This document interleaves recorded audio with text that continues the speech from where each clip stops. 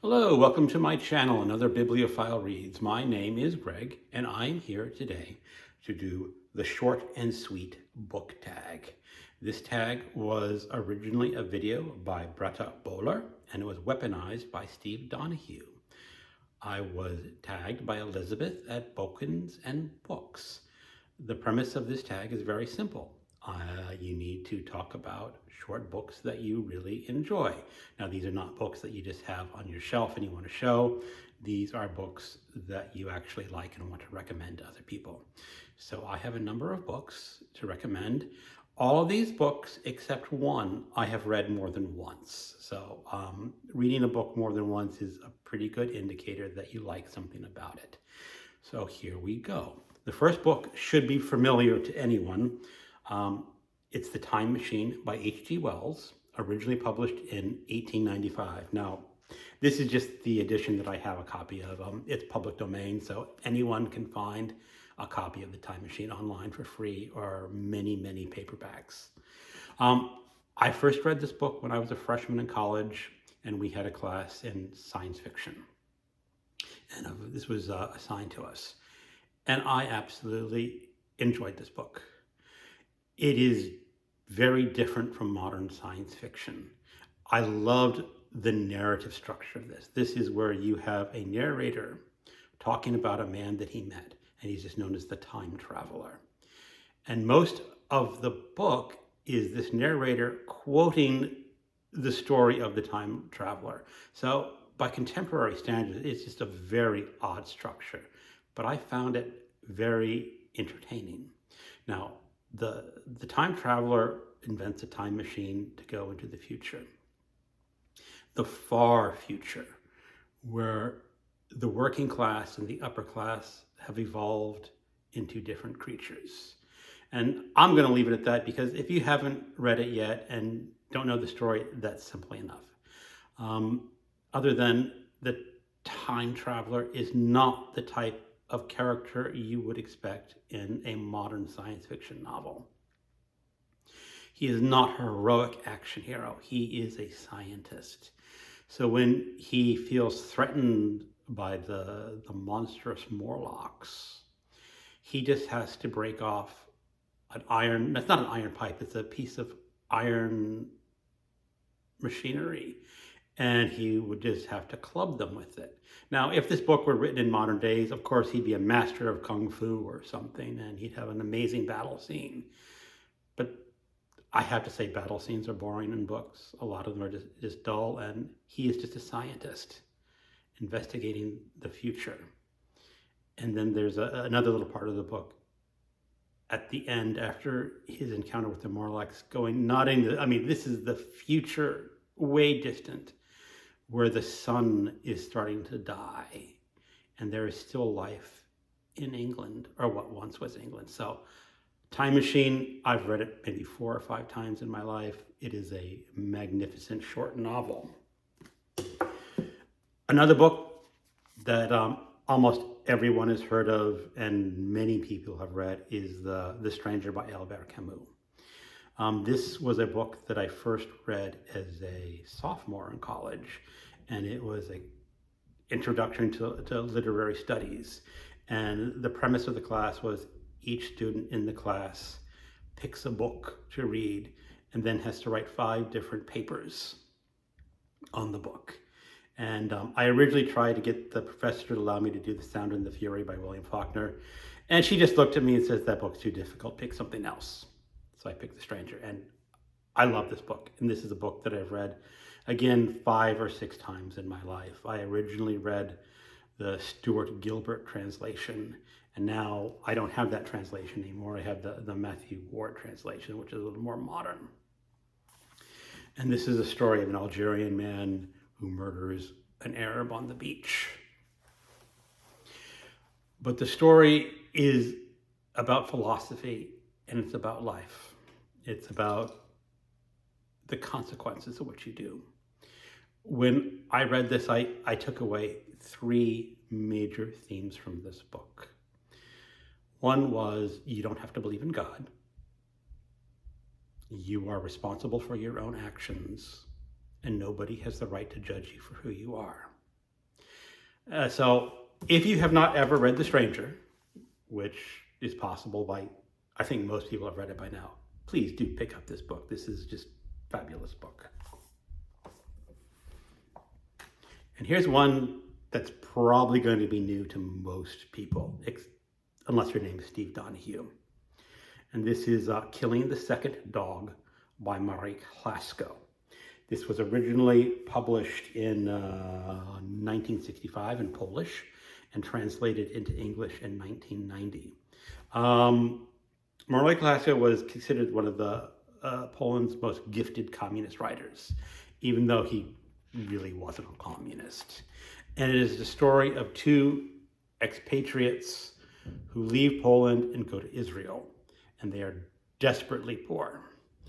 And they are con artists. And one of the expatriates is a very handsome young man. And their scam is to go to places where he seduces rich women to get money out of them. And in this book, I'm going to put this down, they find a woman in Israel, and this is very near when Israel was still a new country. And there is a woman and her son, and she is described a woman with only a few years of beauty left in her, but she's rich. So what this expatriate does, and I'm sorry, I cannot remember his name, he adopts a dog. And the idea is this man has so traumatized by the world that the only thing in the world he loves is his dog. And then it comes to the scam where he's also learning to love this woman, or at least he pretends to love her. And then it comes to the point where he's supposed to be so devastated between the love of the woman and the love of his dog, the only thing he can do is kill his dog.